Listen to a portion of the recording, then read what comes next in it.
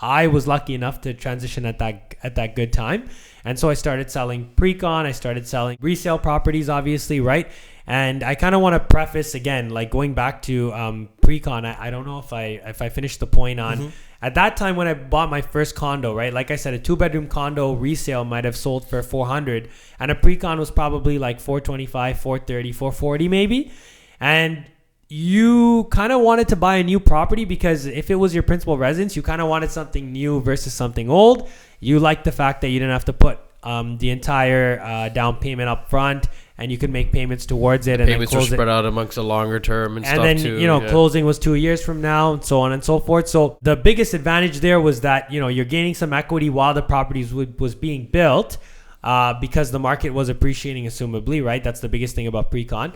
But nowadays, pre-con is pricing in a lot of the future market appreciation. And that's why the pre-con strategy, I don't really recommend it for most of my investor clients. Like, I don't think it's the best investment. I think there's better ways with real estate, like we were talking about the BRRRR strategy, to really have more control over the investment. Whereas like with pre-con, like you need to scout the builder. You need to make sure that, you know, the builder has a solid track record with building and finishing developments that, you know, you've heard the stories where people bought condos for 300, they went to 600 and the whole project was canceled, right? So pre-con is a risky investment because not only, especially when nowadays, and this is why I'm saying I don't think it's the best strategy these days, is because a lot of the future market appreciation is priced in today. So you're paying tomorrow's price today, and you don't even know if tomorrow's price is going to be that price. Yes, I see. Right? Okay. Whereas when I was buying pre-con back in the day, I was like, okay, you know what? I'm paying a slight premium. I'm not paying like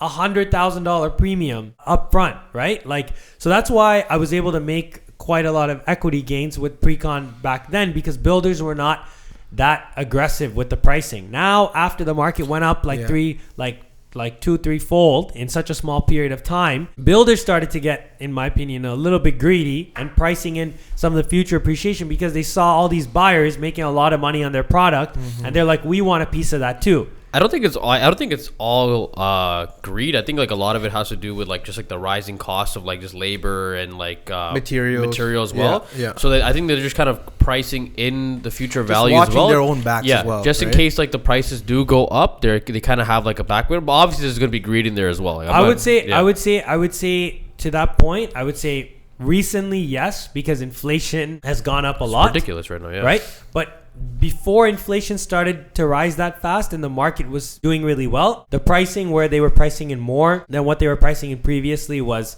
getting there. Like, you can't tell me that all this future market appreciation priced in is allocated to rising costs. No, 100%, 100%. Absolutely it is. But I think there's a portion in there where they start to realize we want to make a piece of the pie too. Yes. If the market continues to race on the way it is.